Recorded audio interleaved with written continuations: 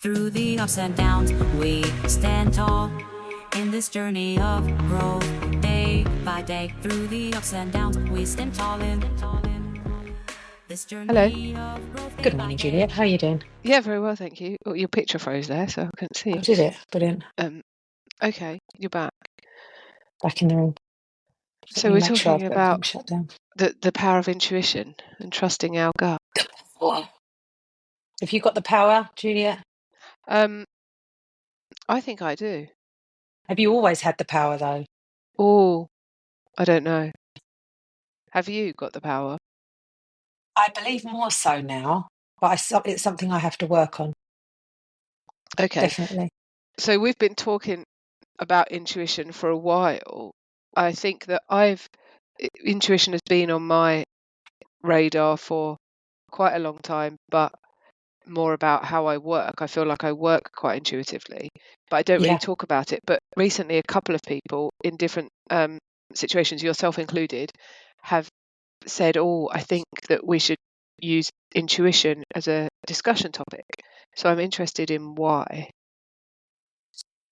I think it's because a lot of the time now, so this is from recent experience, is I think that with people that I've been working with, younger people as well, they have intuition and they kind of know that they do, but it's they're told that they don't, as in by adults perhaps. So I think perhaps going back to our younger years when we didn't know what intuition was. I think there's obviously, because of the use of the internet, maybe there are people are actually starting to realise what intuition is, and that it's your own inner compass, so to speak, and everybody's is different. So even though your opinions might differ from mine, it doesn't mean that I'm wrong or you're wrong. It's just what your inner compass is telling you about a situation for you specifically, or something that's come up perhaps, and in work as well. But I think particularly for younger, I wouldn't say children, perhaps teenagers, that are just sort of coming into their own and having their own way through life. I think that sometimes that they have their intuition shut down and they're told that then that's not what they're feeling, and then perhaps they carry that on into later life. So is there a time that you can remember when you've trusted your intuition, or a time when you've ignored your intuition? Well, I think we've spoken about this before, but I definitely think I think when I had my daughter, which was obviously quite a while ago now, and when I was in hospital, I know you had home birth, but I went to hospital. So, and I think there was a lot of things there, like, without going into too much information, about like pushing and things like that. And I knew, even though there was no doctor in the room, that I wanted to push, and it was an involuntary thing. And I knew intuitive that my daughter was on her way, and I didn't need a doctor to tell me, "Oh, now you can push." It was like, "No, she's coming." Yeah. But the doctor was like, "No, don't push, don't push." I was like, sorry, not really a lot I can do about it as well. But I suppose that was a physical reaction, as well as me knowing that it was the right thing to do. But I was told it wasn't by medical professionals. But everything was fine. And perhaps there is another reason behind that but I was, it was within the right times and everything. But so I you think trusted your intuition I in trusted that my case? intuition. And a lot of the time with my daughter, and I know this was when she was younger, and she was, you'd have a health visitor come round, and they'd all be about 12 years old with no children, which used to instantly just be like, "What do you know?" And they said something about like, I had a spiral staircase in the bungalow that I was in that was like one step round for each rung as you go up, but it was never used. It was a loft room. And she was literally a tiny little baby. And she's like, "Oh, you need to get a stair gate on that." I was like, Do I? Do I though? You just like, and things. There was a lot of things that you'd get told by health visitors, say, that I knew were not right for my baby, because I had the connection with her, and I think that was my earliest version of understanding what my intuition was, and that I should trust it. And did you trust it? Yes, I didn't listen to any of them when it came to feeding and things like that. Yeah, having her in the bed, you were told to do these sleep, leaving them in the room to cry. things like that. I just couldn't do it. So it was just made. I think I tried it once, and it was just. I think even my daughter's dad was like, "You're not doing that. That I can't listen to my baby upset." But things like and in that, it was an involuntary physical reaction to calm my child, I suppose, and also feeding and things like that. You were told not to do, like give them juice and things. I was like, no, she can have water. She doesn't need to have anything foreign like that when she's literally 2 weeks old or however old she was. Yeah. But you were told by health professionals, and I'm not saying all health professionals are wrong, but in my mind, that was my first steps into trusting myself in what I was doing was when I had another person to look after. I think before that, I didn't. I don't think I did trust my intuition, And or I didn't know what it was. what about beyond that, when you'd worked out what your intuition was, but it was about you and not about Shard? Yeah, so I think a lot of it is now about situations and what's right and wrong for me in relationships, definitely. Understanding red flags, say, and if you're going to say that's intuition, spotting things like that and knowing what they are in advance of putting yourself in situations. I think a lot of the time your body can tell you before there are other signs. There's always little markers And of things. did you listen? Do you listen? Now I do, didn't before. But when you'd retrospectively look back, you'd then be like, there was that.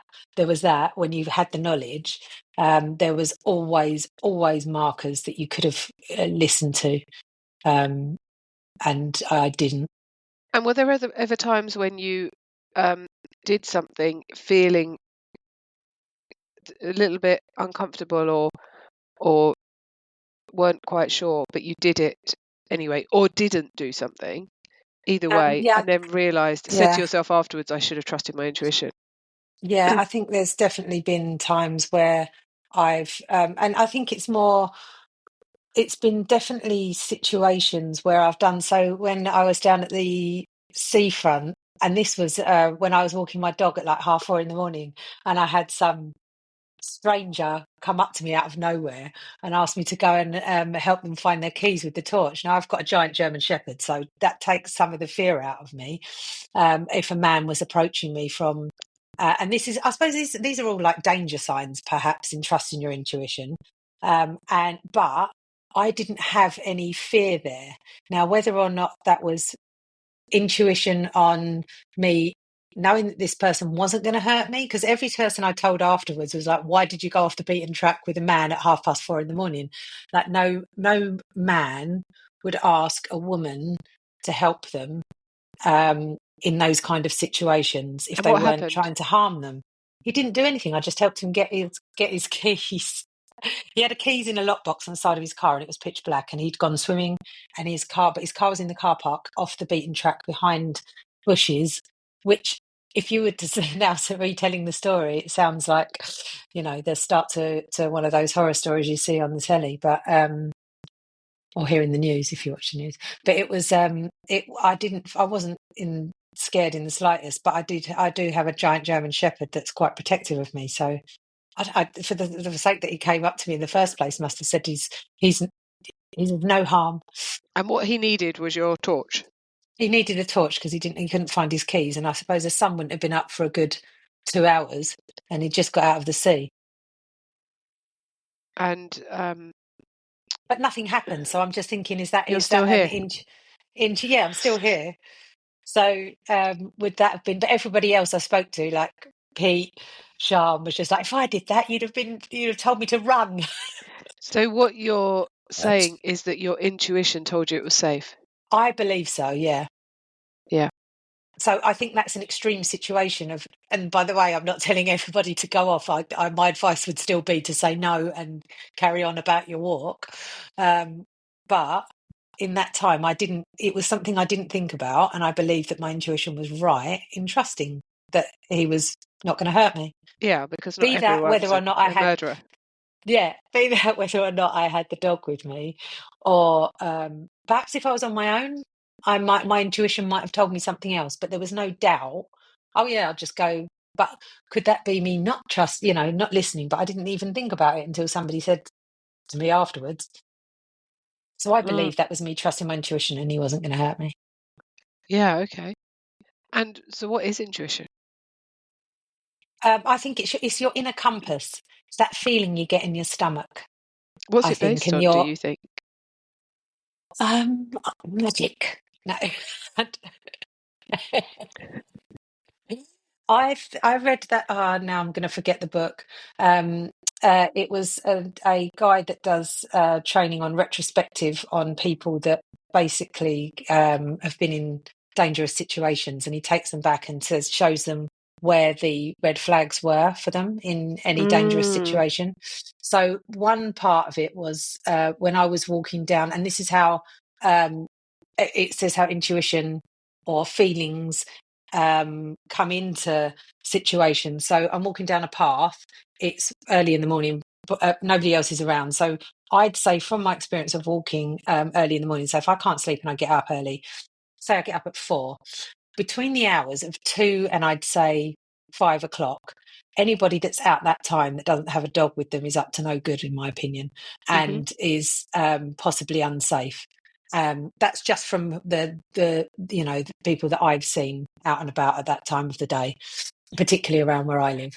And I was walking down a path that's very enclosed, again with my dog, who's I trust to protect me. So I'm probably not as I wouldn't be walking down there on my own at that time of day, put it that way. Yeah. And I'm walking down there, and all of us, I think I just sensed that there was somebody there. And I turned, and I had one headphone in because I probably shouldn't even have one in at that time.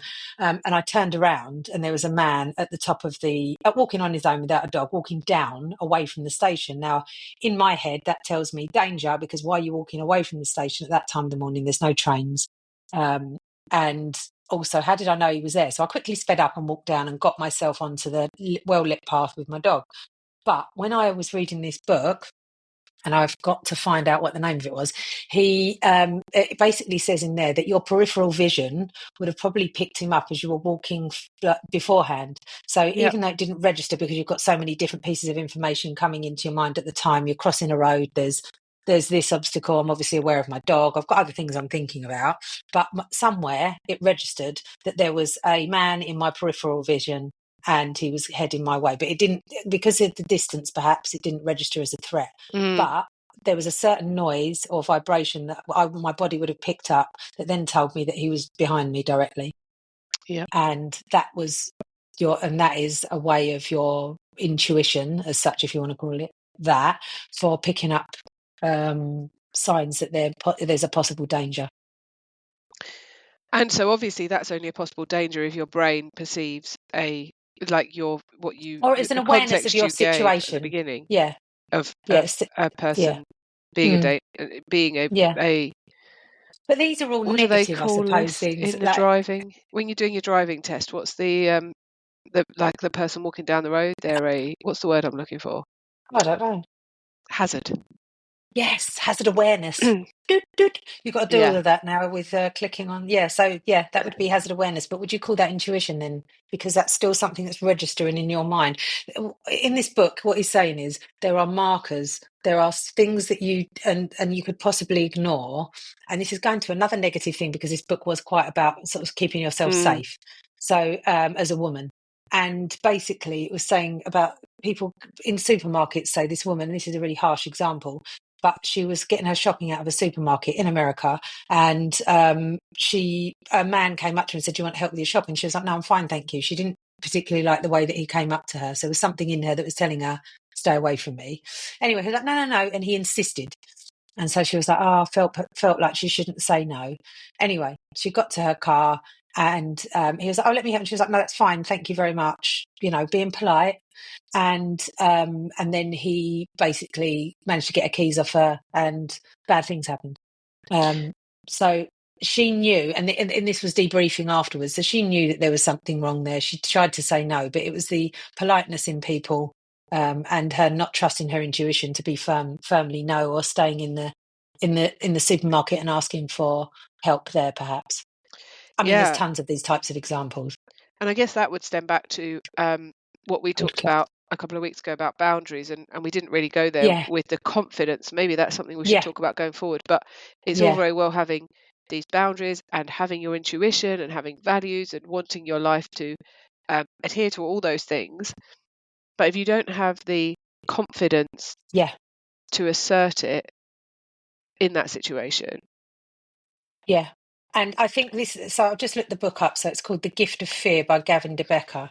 Okay. And it's, yeah, it's really is, it's such a good insight into, survival signs that protect you from violence. So hence but it's just a very good insight into ways that you could possibly trust your intuition and recognize warning signs earlier. So, but like you say, if you don't have the confidence, and there's a lot of examples of quite violent things that happen to women in the book, but the way he breaks down the situation with each individual that he interviews, and in a kind way. It's not it's not horrific, and he breaks it all down and basically says from the start, right, this is where you could have done this. Like, it's not belittling the person that's had this, it's more to the reader, let you know, this is a warning sign that your intuition is rarely wrong.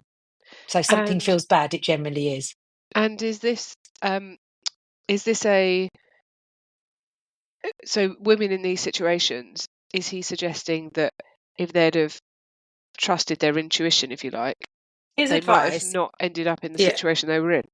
Yeah, and his advice there is basically, if no man should be asking a woman for help in situations like, if their car's broken down.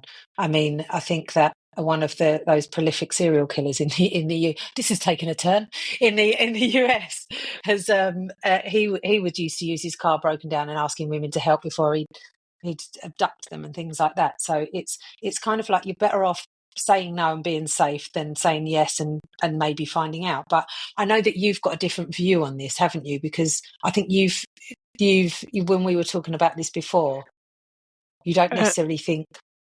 Not really. I'm interested. Well, I Mm, suppose there's a couple of things.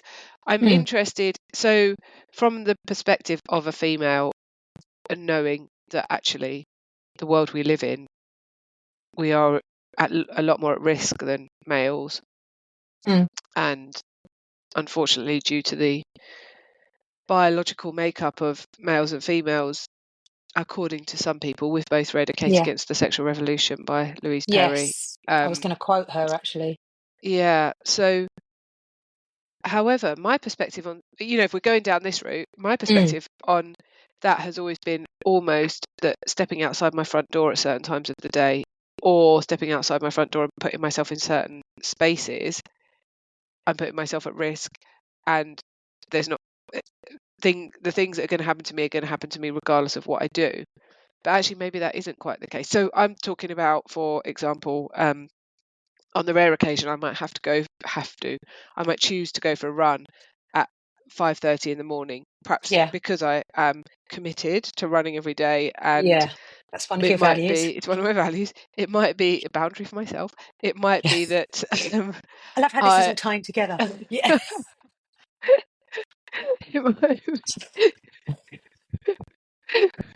it might be that I can't go later in the day, so I go at Do 5:30 in the you morning. think about that from a safety perspective, or do Yeah. you So do? the last Yeah. time I did this was actually it was probably about a year ago.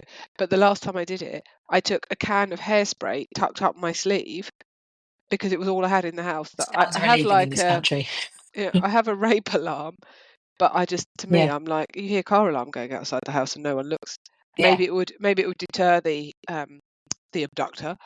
But I went with a hairspray tucked up my wrist. Do you choose your route to be better, do you? Do you choose a It's always on quite busy roads yeah. anyway. So, but interestingly, my intuition tells me, so I have quite a bizarre um, thoughts come out of me when I'm in this situation, because Yeah.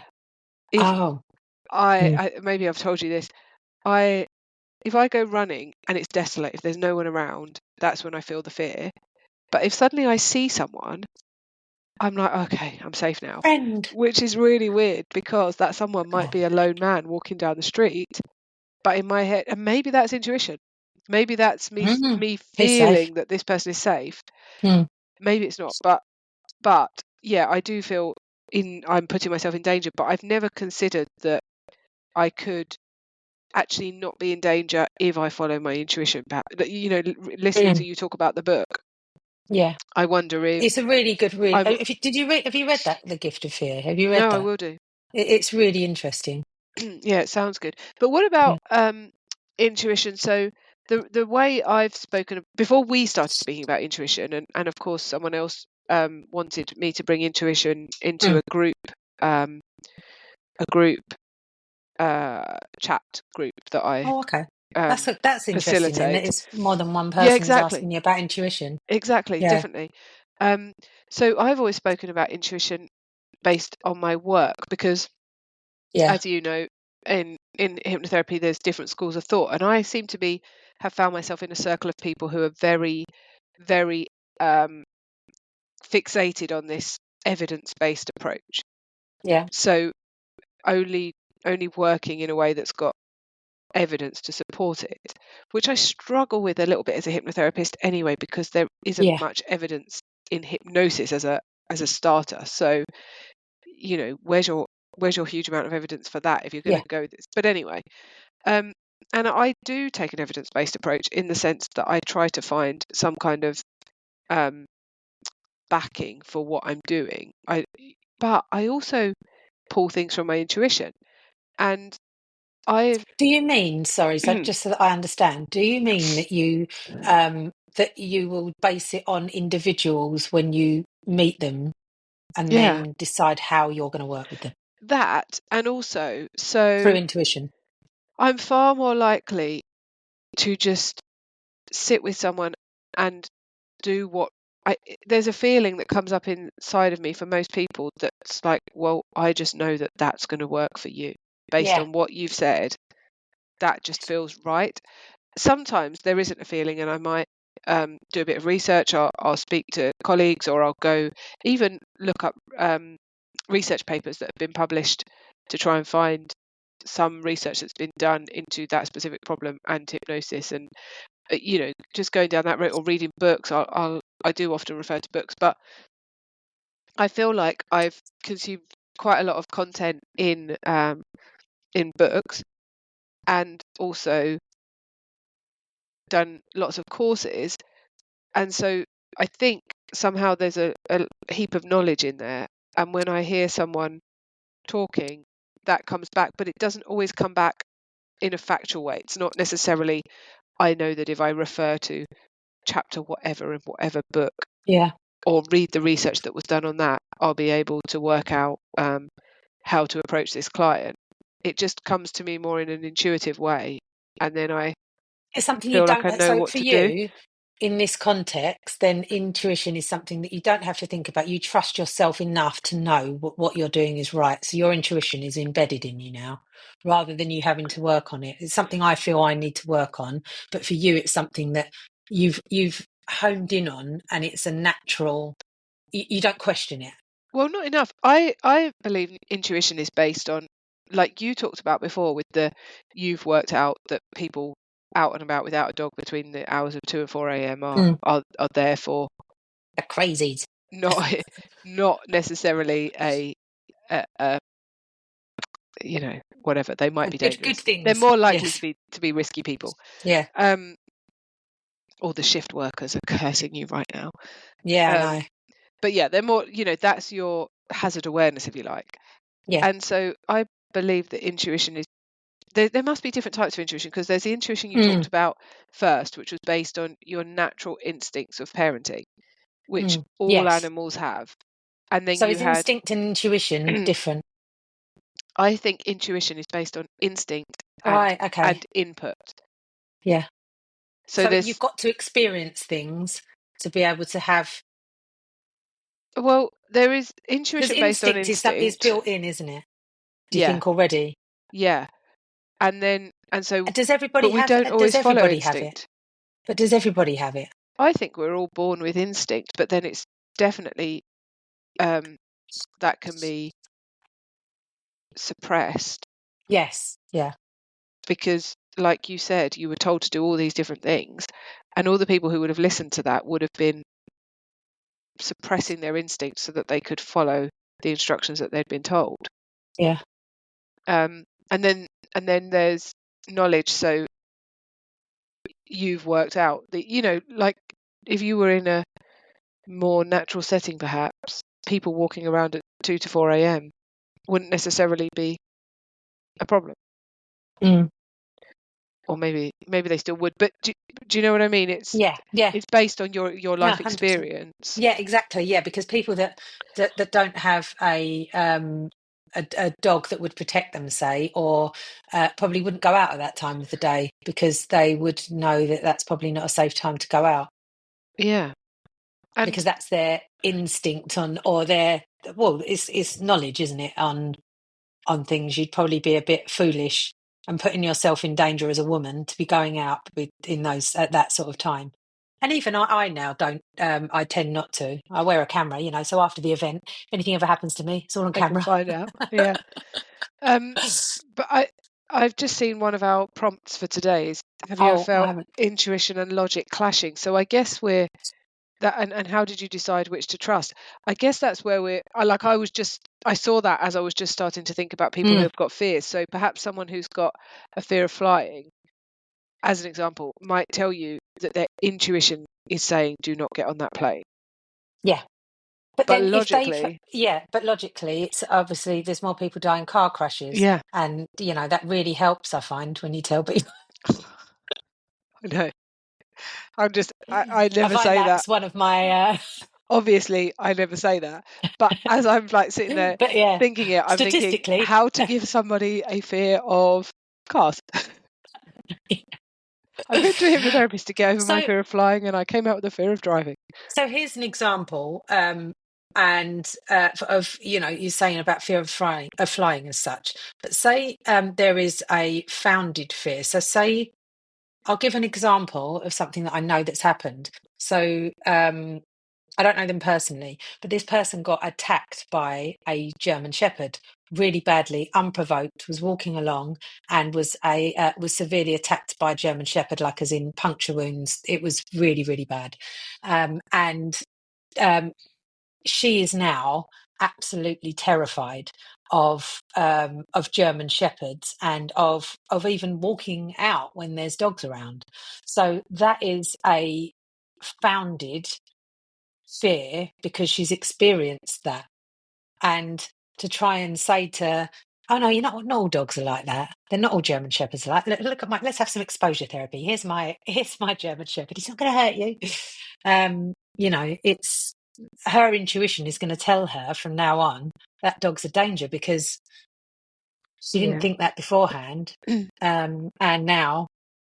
So then, would she be correct because everything in her body and her mind is going to tell her to get away from the dog because she's been really traumatized by that. So Yeah, and that's is really her intuition going to be turned upside down? Because obviously not every dog is going to attack her, but she's had an experience where that has happened, and her whole persona now is going to be thinking that it may happen again.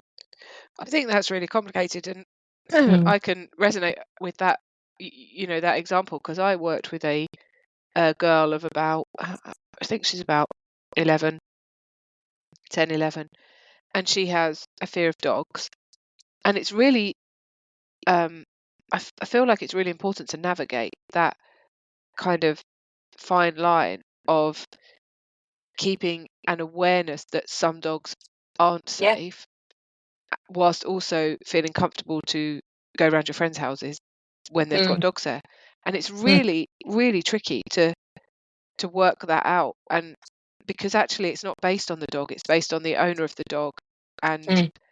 I mean, how do you, yeah, it's complicated, but I agree that that person's intuition is going to tell Yeah, them forevermore that probably even all dogs are unsafe. yeah, Maybe, I don't know.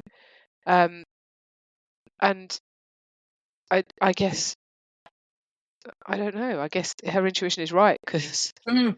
it Because it's has been happened. right This is there. what I mean. Whereas with people that are, a lot of it is a control thing, isn't it, with planes and things like that. So, um, not to sort of say that everybody is, but but with that, it's like a founded. Like say you'd been in a plane crash, and you're scared of flying. Well, yeah, Yeah, because your intuition, as such, or is going to tell you, rightly so, to keep you safe because of what's happened previously.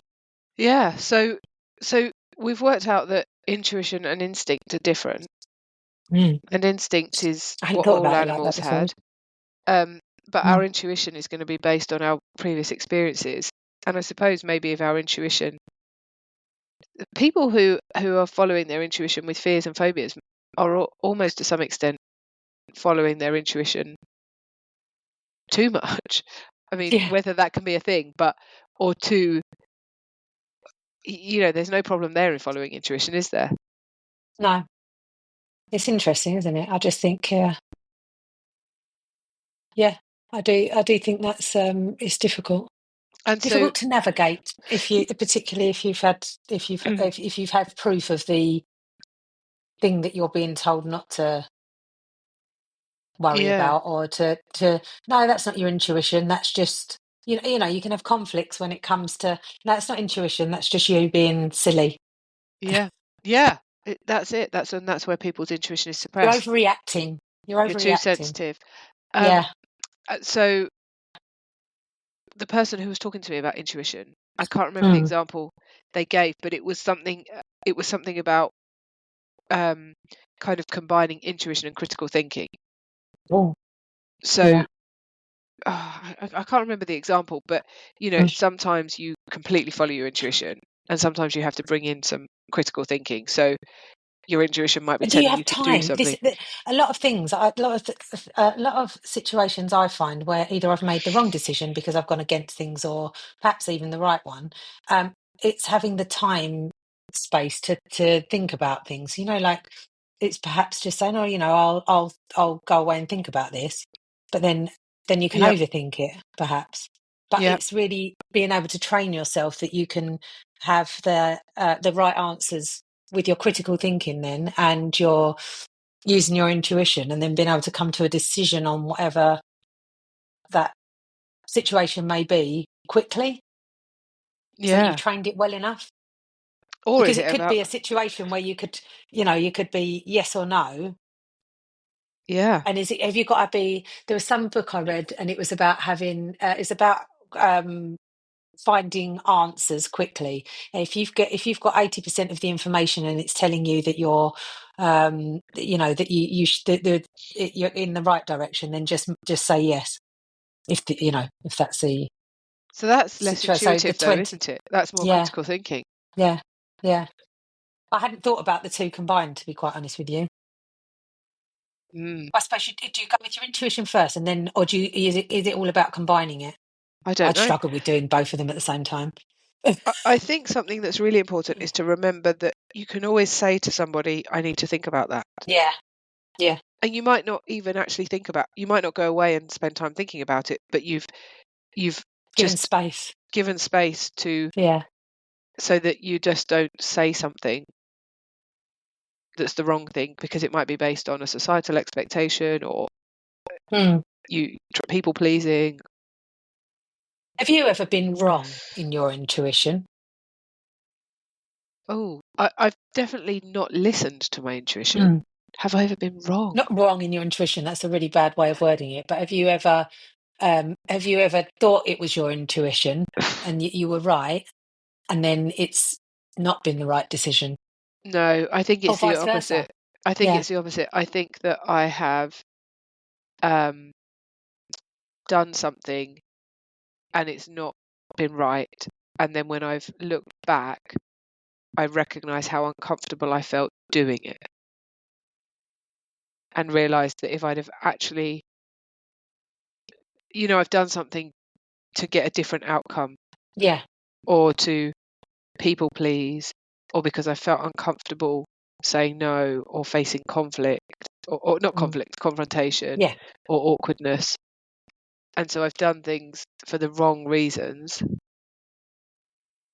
and maybe sometimes even known I was not doing the right thing, but the right thing was too uncomfortable. That I So think I've done. should we always trust the intuition? Well, I would say we should always trust the intuition, but how do we find the confidence to do the thing that involves? Yeah. Practice. That is our next topic of conversation. Yes. How do we find the confidence? Yeah. That is something I'm working on with somebody at the moment. So that would be finding the confidence to follow your intuition. Yeah. Oh, I like that, Juliet. I like that. Brilliant. Well, I think on that note, I think on that note, that was a brilliant conversation. Love it. Love it. Good to Thank you very talk. much. Great. It's always good to talk. Our guide together we'll grow, grow, grow, grow, grow, grow. Grow together we'll grow, grow, grow.